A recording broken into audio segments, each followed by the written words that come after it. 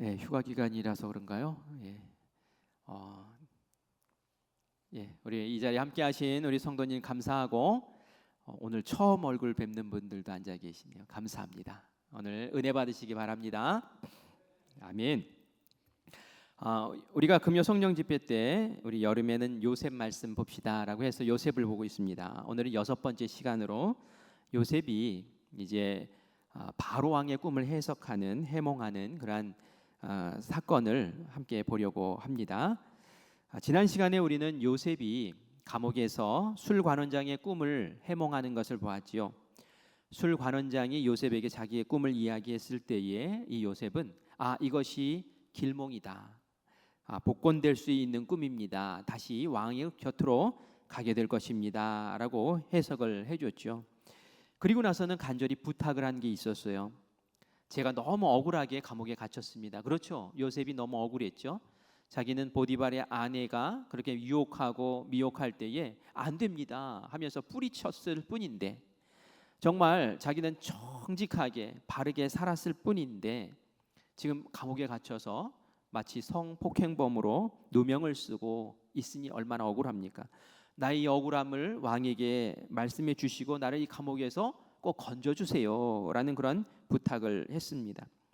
이 술관원장은 알겠다고 그렇게 대답을 했겠죠. 그러나 막상 밖에 나가고 나니 까맣게 잊어버렸다고, 기억하지 못했다라고 그렇게 말씀 가운데 나옵니다.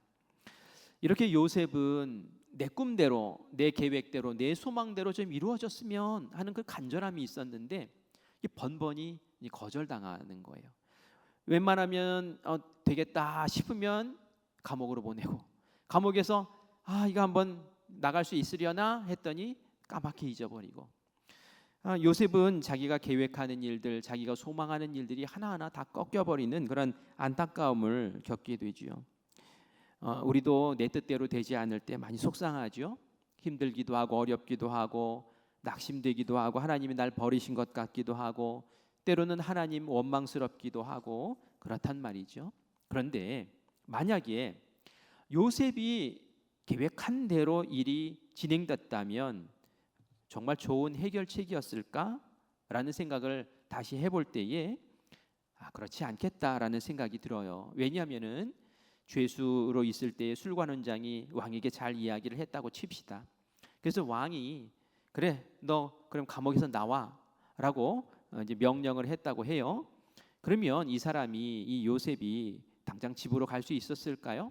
제가 볼 때는 죄수에서 다시 노예로 돌아갔을 것 같아요. 그리고 보디발의 집에는 돌아갈 수 없으니 다른 어떤 집에 노예로 가서 실컷 일하면서 막노동하는 그런 노예로 전전긍긍하며 그 인생을 보내지 않았을까라는 그런 생각을 해요.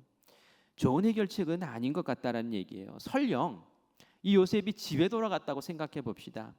집에 돌아가면은 평안할까요? 아마 집이 발칵 뒤집힐 거예요. 이 요셉의 아버지 야곱이 자초지종을 다 알아듣고 이 형들 가만히 두겠습니까? 이 형들이 너를 노예로 팔아서 네가 지금 노예로 갔다가 감옥에 들어갔다가 지금 이렇게 돌아온 거야? 이 많은 세월을 그렇게 보낸 거야? 하면서 집이 난리가 났을 거예요. 콩가루 집안 됐을지도 몰라요. 이것도 좋은 해결책은 아닌 것 같죠. 무엇보다도 문제가 되는 것은 요셉의 뜻대로 되면은 무슨 문제가 일어납니까?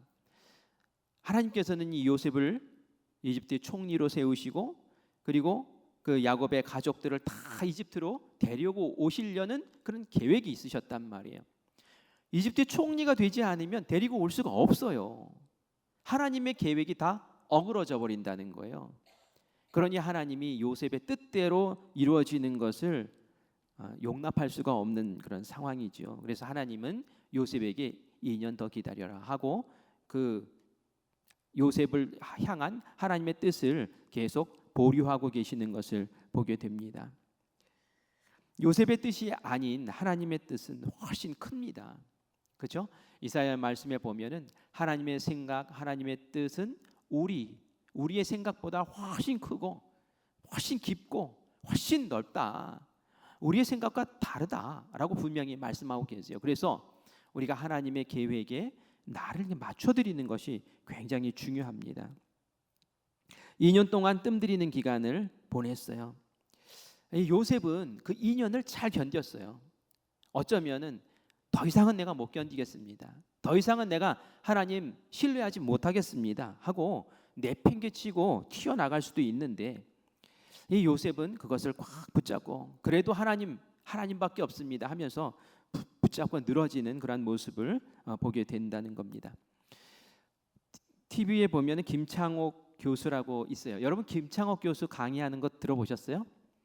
얼마나 재미있는지 배꼽이 빠져요. 예, 뭐 부부에 대한 이야기, 뭐 가족에 대한 이야기 이런 것들 하는데 참 재미있게 이야기를 참 잘하더라고요. 우리 교회 한번 모셔왔으면 좋겠다는 생각도 들 정도예요. 이분이 기독교인이더라고요. 근데 한번 모시려면은 아마 3년 기다려야 될 것 같아요. 스케줄이 꽉 차 있대요. 근데 이분이 한 번은 이런 얘기를 하더라고요. 여학생들이 질문을 했대요. 어떤 질문이냐면 남자친구가 있는데 이 남자친구가 군대를 간대요. 군대를 가는데 기다려야 될까요? 기다리지 말고 헤어져야 될까요? 하는 그런 질문을 했어요. 여러분 기다려야 됩니까? 헤어져야 됩니까? 그러니까 어떻게 해야 돼요? 이런 질문할 때 어떻게 답해야 되죠? 고무신을 확 거꾸로 신는다는 얘기도 있잖아요. 그런 얘기도 있는데 이 김창옥 교수가 재치 있게 이렇게 얘기를 하더라고요. 여러분 남자친구가 군대 갑니까? 그러면 기회입니다 라고 얘기를 하는, 기회입니다. 이 기회가 무슨 기회란 말인가? 바람 피우라는 다른 사람도 만나보라는 기회인가? 아니면 정말 헤어지라는 기회인가? 좀 생각이 안 되더라고요. 그런데 이런 이야기를 하는데 참 지혜롭다라는 생각이 들었어요. 뭐냐면은 내가 기회라고 하는 이유는 왜 기회라고 얘기를 하냐면 내가 지금 사귀고 있는 이 남자친구를 정말로 사랑하는지 확인할 수 있는 기회입니다라는 거예요. 남자친구가 이제 군대에 가요. 그래서 2년 몇 개월을 지내고 이제 오겠죠. 그런데 내가 그 남자친구가 가 있는 동안에 그 남자친구를 기다릴 수 있는 기다림에 대한 대가를 내가 지불하면서라도 그 남자친구를 내가 기다리겠다 하면 정말 사랑하는 거라는 거죠. 그냥 기다리라는 거예요. 정말 사랑하고. 그런데 그 남자친구가 군 생활하는 동안 내가 대가를 지불하면서 기다리지 못할 것 같다라는, 대가를 지불하기 싫다라는 마음이 들면은 헤어질 수 있는 기회라고, 그러면서 그게 기회다라고 이야기를 하더라고요. 제가 이 말을 하는 이유는 그거예요. 우리에게 고난이 찾아왔을 때, 어려움이 찾아왔을 때, 그리고 내 뜻대로 되지 않고 뭔가 자꾸 뒤틀어지고 자꾸 뭔가 추락하는 것 같고 그럴 때 이것도 기회라는 거예요. 어떤 기회요?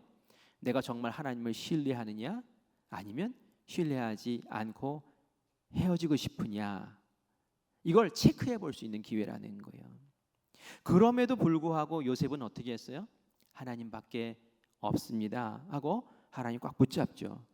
하나님의 그 선하심, 하나님 모든 것을 합력하여 선을 이루는 분이시고 하나님은 여전히 나를 사랑하시고 하나님이 전능하신 분이고 나보다 더 깊은 생각을 가지고 계신 분이기에 지금 내가 내 뜻대로 되지 않는다고 하나님 외면하고 박차고 나가면 이것은 믿음이 아니라는 거죠.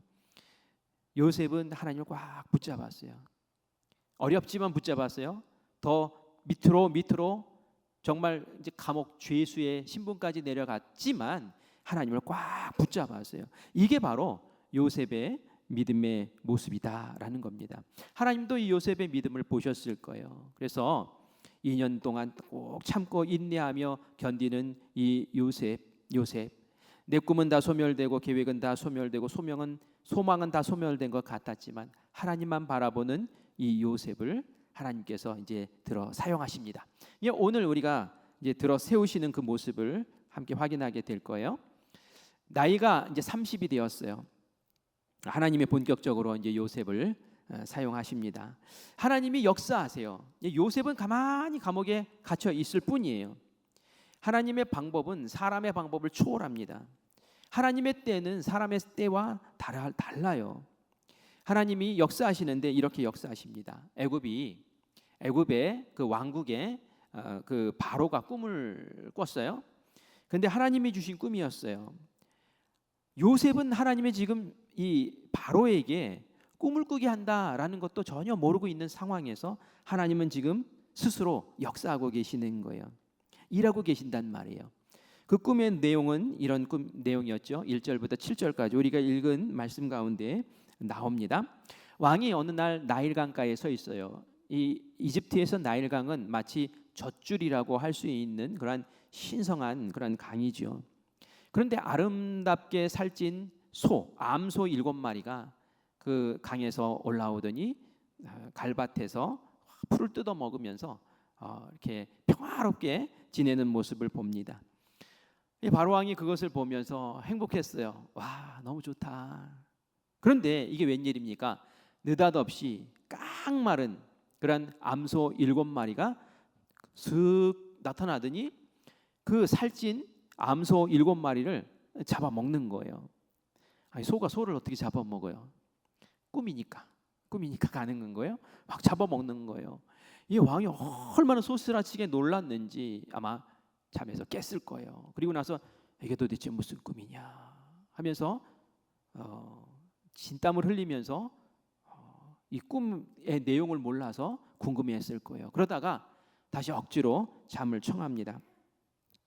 이번에는 아주 충실하게 익은 7 이삭이 쫙 올라와서 열매를 이렇게 맺고 고개를 탁 숙이고 있는 그런 장면을 봐요. 와, 풍요롭다라는 생각을 하는 순간 이게 웬일입니까?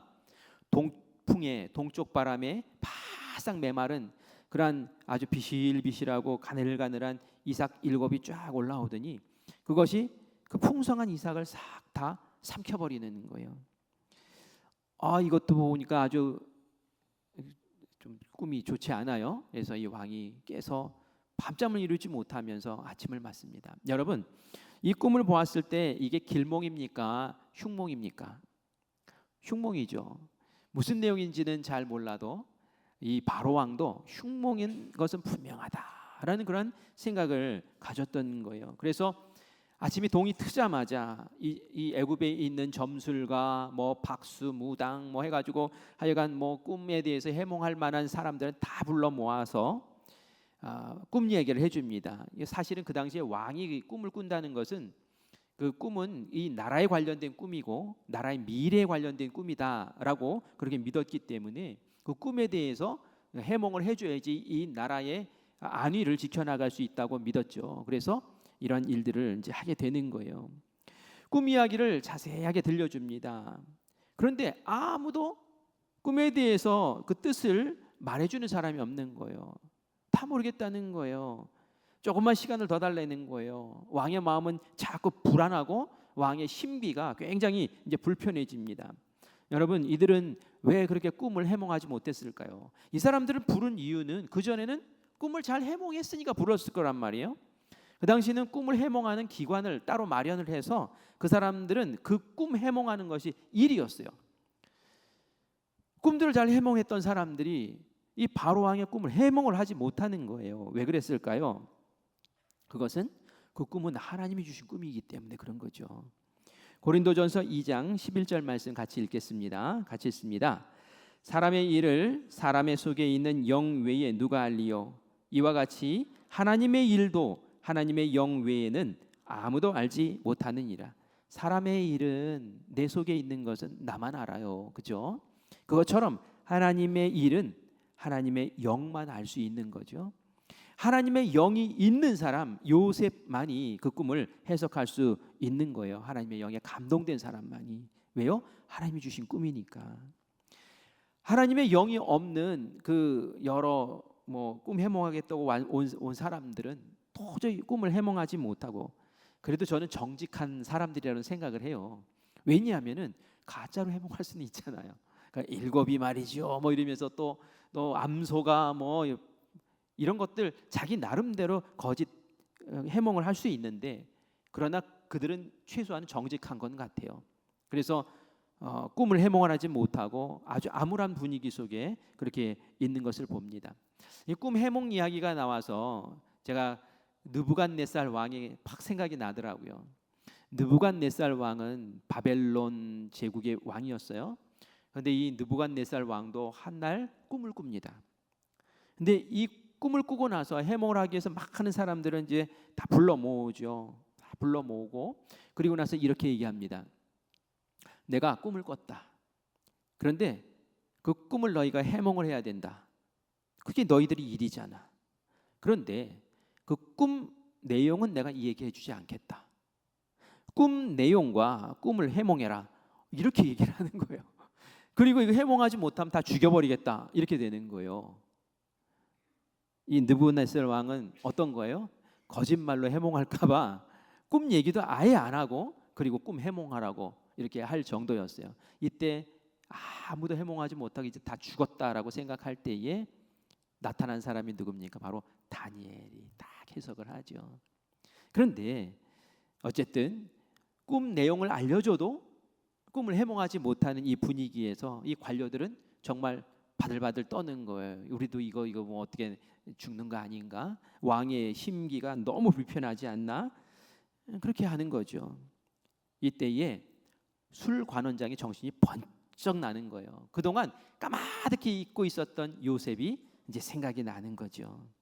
하나님이 그때 생각나게 하신 거예요. 그전에는 싹 잊어버리게 만드시고 생각나게 하신 거죠. 아, 그래, 내 꿈을 해명해 줬던 하나님의 사람이 있었지, 요셉이라는 사람이 있었지. 그 사람이라면 분명히 우리 왕의 꿈도 해몽해 주실 수 있을 거야, 가능할 거야 라는 그런 마음이 듭니다. 그래서 바로 왕에게 이야기하죠.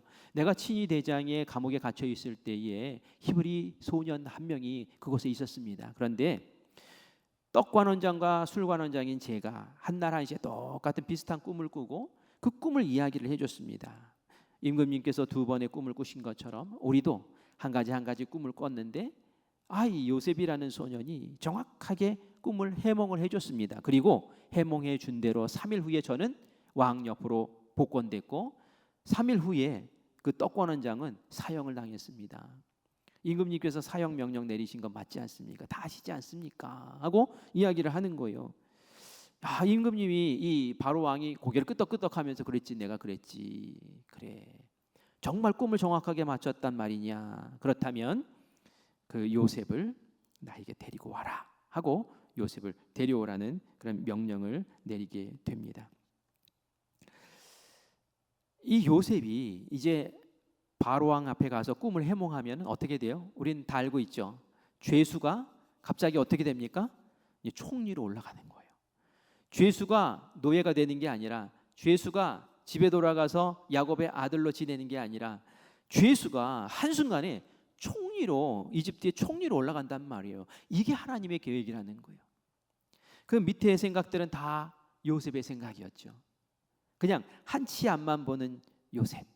하지만 하나님은 원대한 계획을 가지시고 이스라엘 백성들을 다 옮기셔서 이곳에 400년 동안 키우시고 그리고 내 나라를 만들어야지 하는 그 원대한 계획 가운데 이 요셉을 지금 이렇게 쓰고 계시는데, 요셉은 저 좀 감옥에 좀 나가게 해주시고, 노예라도 좋으니 노예로 다시 살게 해주시고, 집으로 가게 해주시면 더 좋겠고, 이게 사람의 생각이라는 거예요. 우리가 하나님 앞에 나와 기도할 때에 어쩌면 나의 생각을 구하고 내 마음을 호소하고 막 통곡하며 기도하고 하는 그것이 어쩌면 나의 생각일 수 있어요.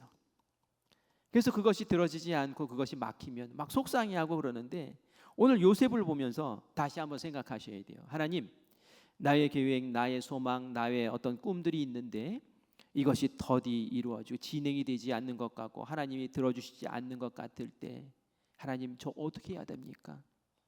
저는 요셉의 이야기를 생각하시기를 바라요.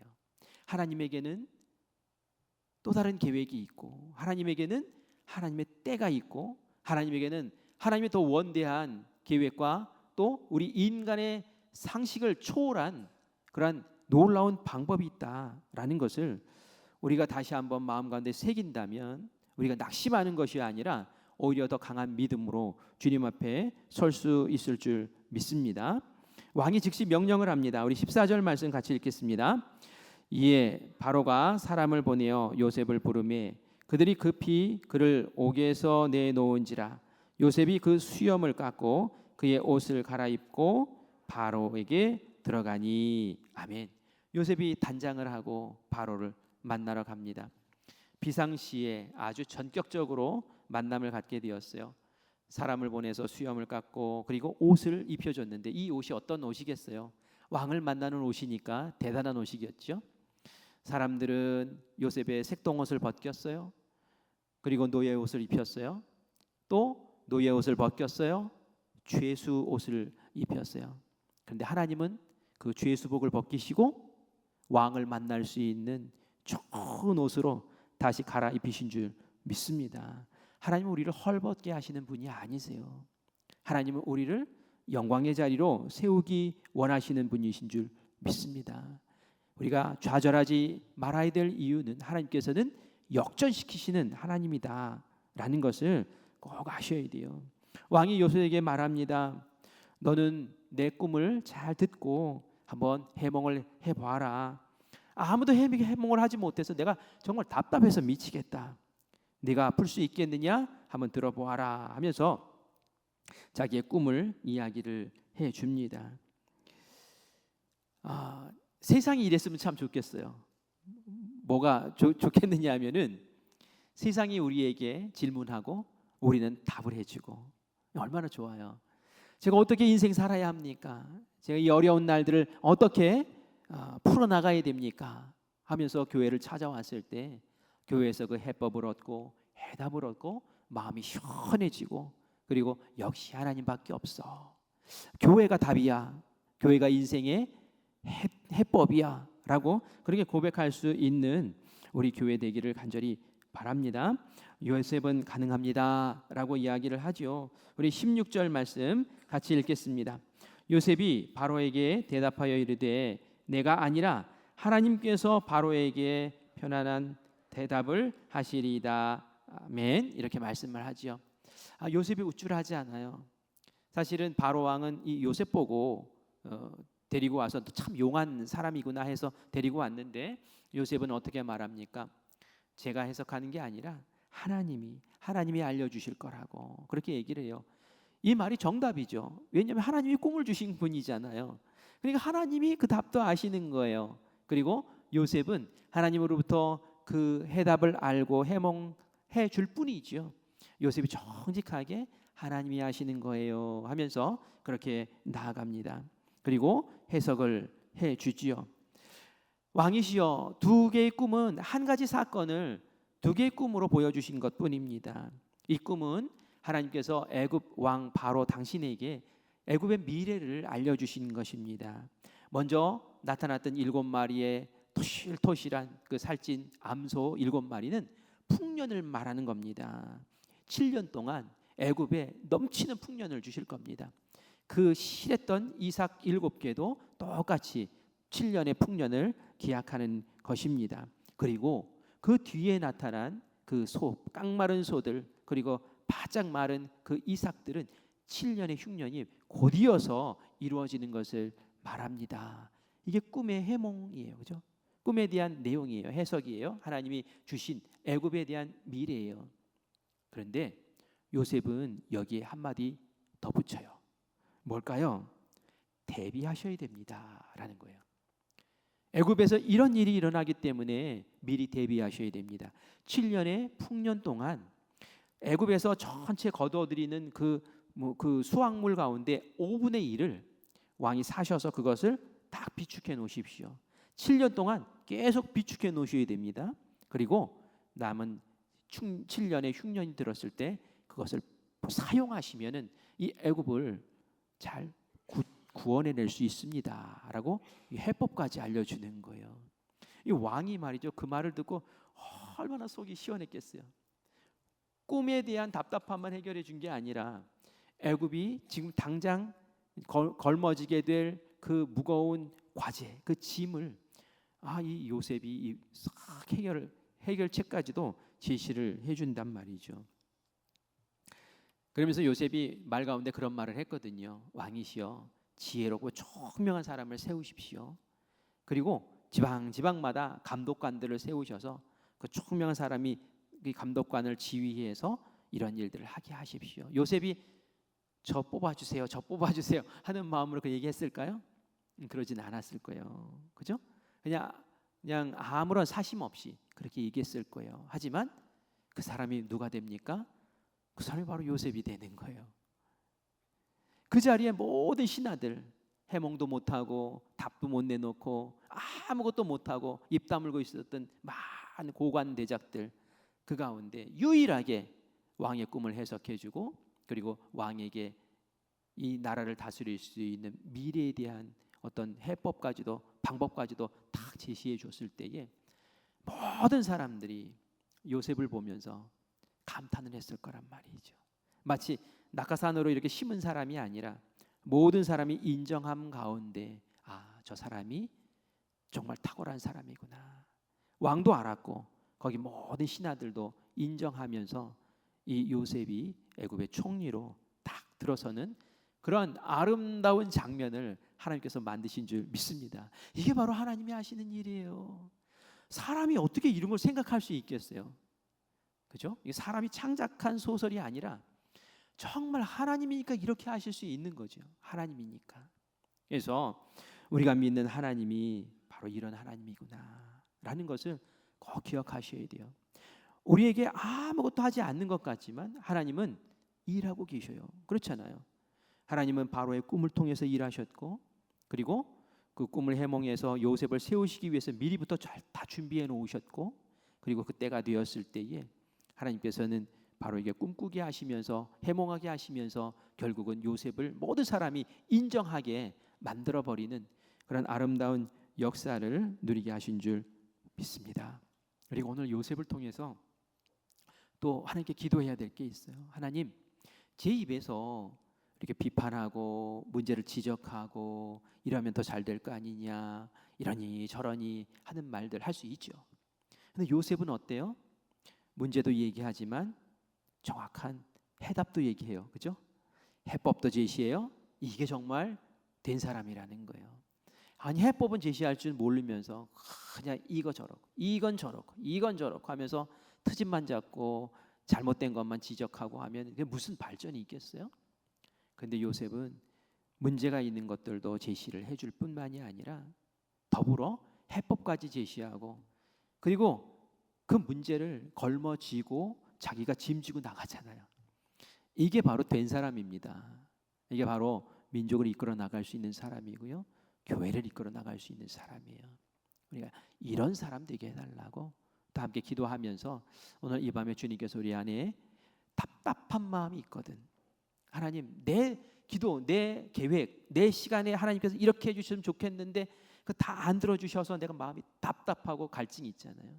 오늘 말씀으로 다시 해결합시다. 그럼에도 불구하고 저는 저보다 더 크신 하나님의 계획, 하나님의 그 뜻을 믿기에 하나님께 더 가까이 나갑니다. 하나님의 때에 하나님 방법으로 역사해 주시는데 제가 생각한 것 이상의 역사를 베풀어 주세요 라고 그렇게 기도합시다. 저는 제가 지금까지 이렇게 살아온 인생 이렇게 돌이켜 볼 때에 저도 그런 게 있을 거 아니에요. 이때에는 하나님 이렇게 해주세요, 이때에는 하나님 이렇게 해주세요. 그런데 하나님이 그때 저희 기도를 다 들어주지 않으셨어요. 어떤 건 들어주시고 어떤 건 안 들어주셨어요. 근데 지금 와서 이렇게 돌이켜 보면은 그때 하나님이 안 들어주셔서 얼마나 감사한지 모르겠다, 이런 게 있어요. 그때 하나님께서 그걸 들어주셨으면 지금 같지 않았겠구나, 이런 거 말이죠. 그래서 우리 성도님들도 지금 나의 원하는 이때에 하나님께서 딱 들어주시지 않더라도 하나님은 합력해서 선을 이루시는 분이시고 저보다 더 큰 계획, 더 좋은 계획이 있으시고 분명히 내가 이 기간을 잘 하나님께 다가서서 겪어내면 하나님은 제가 상상한 것 이상의 놀라운 일을 이루실 줄 믿습니다 하면서 오히려 믿음으로 주님 앞에 더 다가서시는 여러분들 되시기를 간절히 축원합니다. 하나님은 일하십니다. 하나님은 역사하세요. 내 뜻이 아닌 하나님의 뜻에 제가 맞추어서 하나님의 일하심에 동역하는 자가 되겠습니다. 또 그렇게 나아가는 우리 모두가 되기를 간절히 축원합니다.